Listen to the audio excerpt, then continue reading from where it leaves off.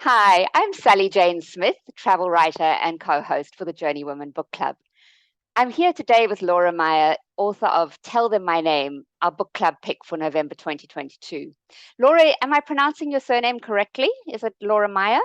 Maya, yeah, that's right.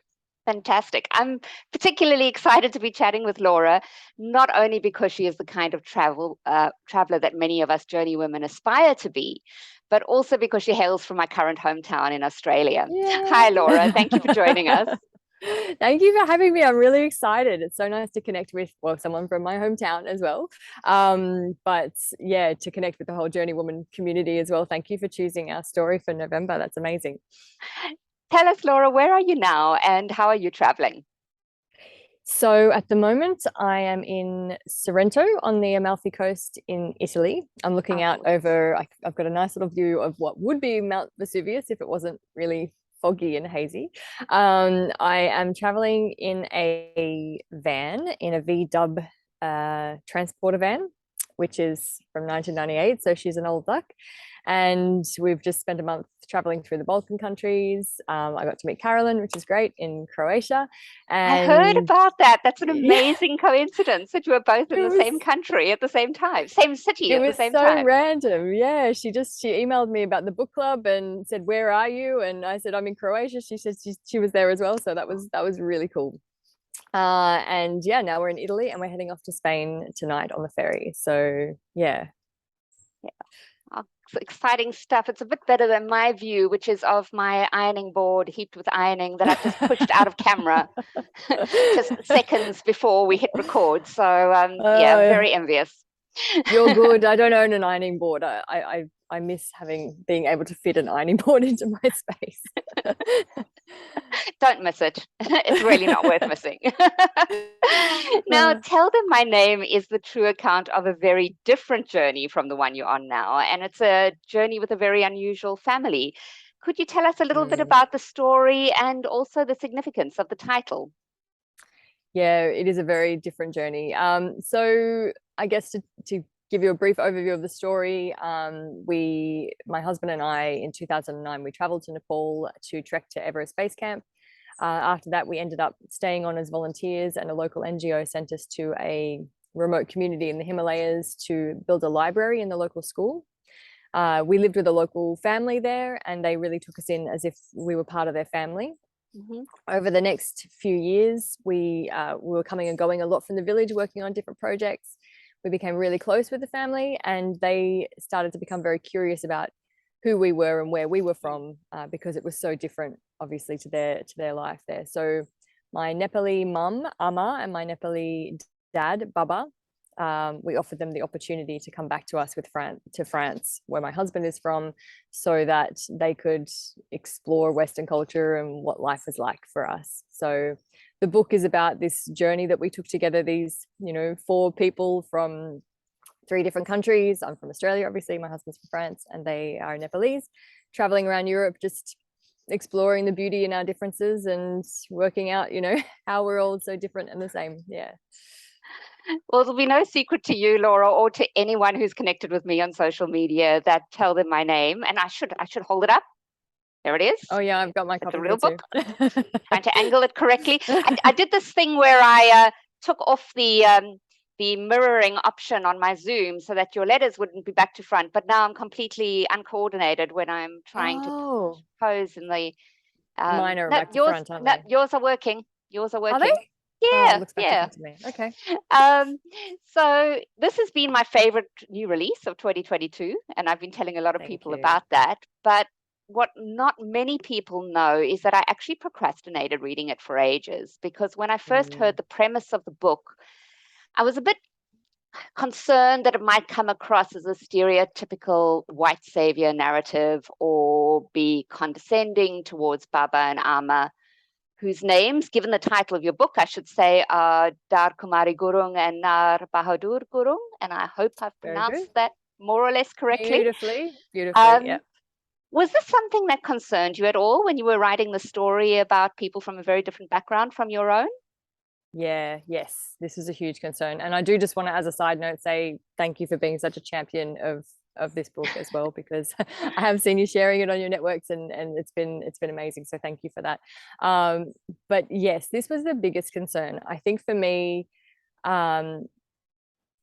it's probably the reason why the book took me 7 years to write. I was so concerned about getting it wrong. I know that a lot of damage can be done to people of color when their narrative is whitewashed, and their stories are told by people who can't really fully understand their lived experience. So I was very conscious of that from the beginning, and it was very challenging to navigate. I wasn't sure if it was appropriate for me to be the person who was writing this story, but at the same time, I was the only one within our little group of 4 who was in a position to be able to write this story. Amma, unfortunately, didn't have the privilege of being given a formal education, so she can't read and write. But she was very supportive of me, very much encouraging me to get out there to tell this story, to tell our story. And so at a certain point, my fear of getting it wrong was overshadowed by my fear of letting her down. So that's it was a long journey to get there. And then towards the end of the publishing process, or the writing and process, I rallied a lot of people in to help like polish the book off. The most important part of that was bringing in Amma and Baba's granddaughter, who is an incredible woman, who is university educated, who has just so much love. She's amazing. And she came in and she read the manuscript, and then she helped me to understand if there were any places where I had misunderstood the culture or used the wrong words or things like that. It passed through the hands of a number of editors, at least 3 editors and 3 manuscript evaluators. And then we got a sensitivity reader in as well to help with around language, things around language, writing about people from different cultures, people with disabilities, these sorts of things that were brought up in the book. So yes, big concern. It takes a village, literally in this case, to produce something like this. And I think a lot of readers also don't realize how many years can go into the making of a book. I know I certainly a few years back just didn't think about that at all, just assumed a writer sat down to write, and 6 months later they had a polished book. But I it's know, a very every different book is reality. Yes. Well, when I read the book, I found the pages to just be overflowing with love and respect. And you came across as somebody who was working very hard to understand her own privileged position in the world, which was the polar opposite of what I had feared. And I realized I'm also coming from an outsider's perspective. So I can't say that you got it right, but certainly the way the narrative takes the culture curious lens of the mindful traveler and flips it back on our own ways of life was eye-opening for me. And things that are so familiar that we don't even question them suddenly became enigmas to be unraveled.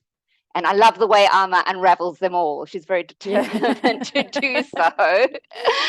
And both Baba's and particularly Amma's insightful observations were quite startling at times.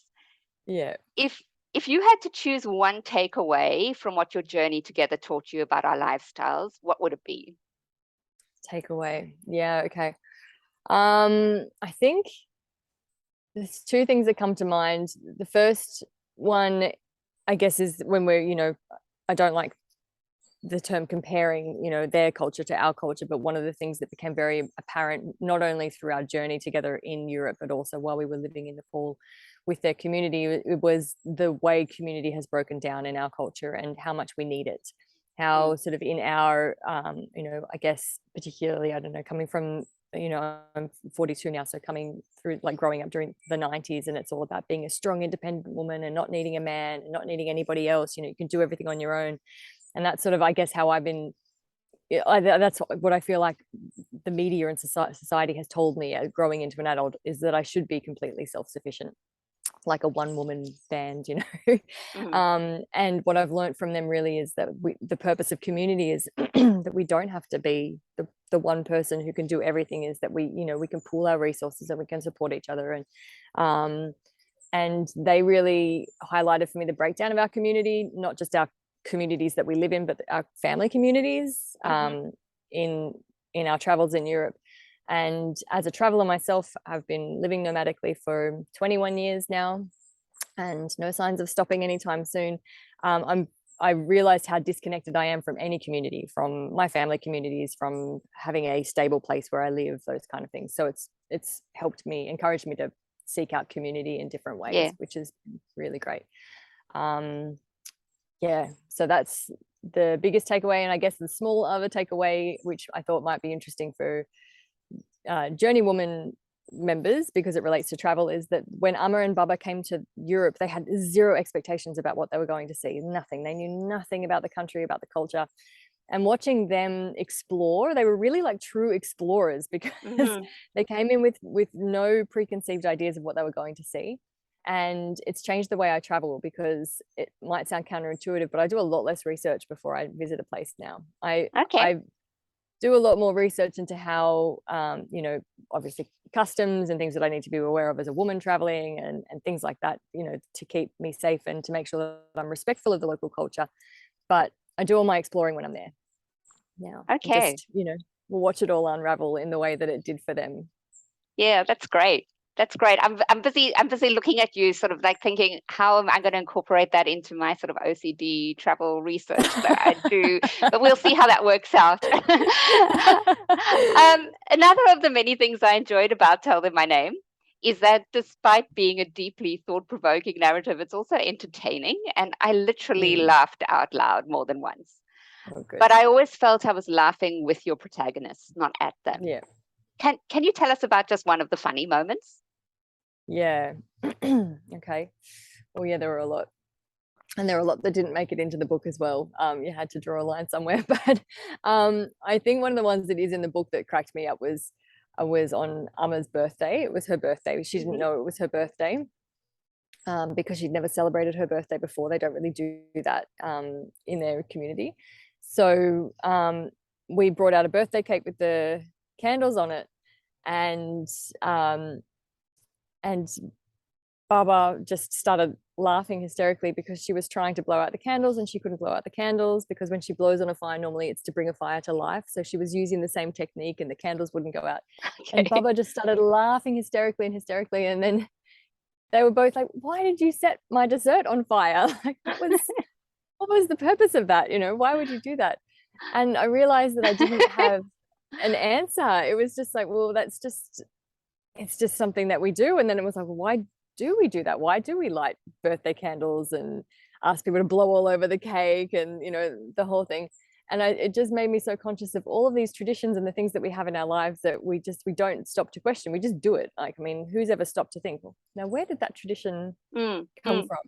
But just the hysterical way Baba was laughing in that moment, because he just couldn't understand, you know, why we'd set their food alight. Yeah. Baba is a I shouldn't call him a character because he's a real live human being. But his role in the book is fantastic because he's so understated in so many ways. And yet his humor and his curiosity and adventure and his love for his family also just shine through. So he's great. He makes it. And I'm looking at the time and I'm seeing we're going a little bit over time. So I'm probably going to have to just wrap up here. Absolutely. I can't wait to hear what our JourneyWoman book club members think of your story. For anyone who has read Tell Them My Name, I do recommend a visit to your website, which is laurameyer.com/tell them my name. There's a 6-minute behind the scenes reel that captures the humor and the love and the curiosity of this true story. And I think I watched it about 10 times and I'll probably watch it again before book club. So Laura, thank you so much for taking the time to speak with us. Just before you go, is there anywhere that people should look for you online if they're wanting to connect? Yeah, the website is laurameyer.com, and I'm on social media at Laura Meyer Writes.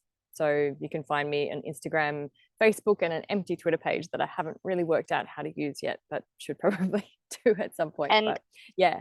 you have some amazing travel pics on your social media. I've been at home in the rain here in Australia, just looking at them with envy. So thank you very much for joining us.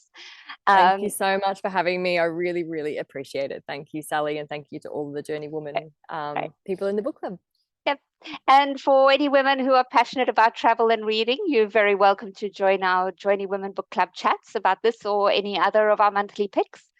We generally meet on the third Wednesday evening of the month. That's American time. It's Thursday mornings here in Australia, although we'll be taking a break in December. So to find out more about JourneyWoman and our book club, visit www.journeywoman.com.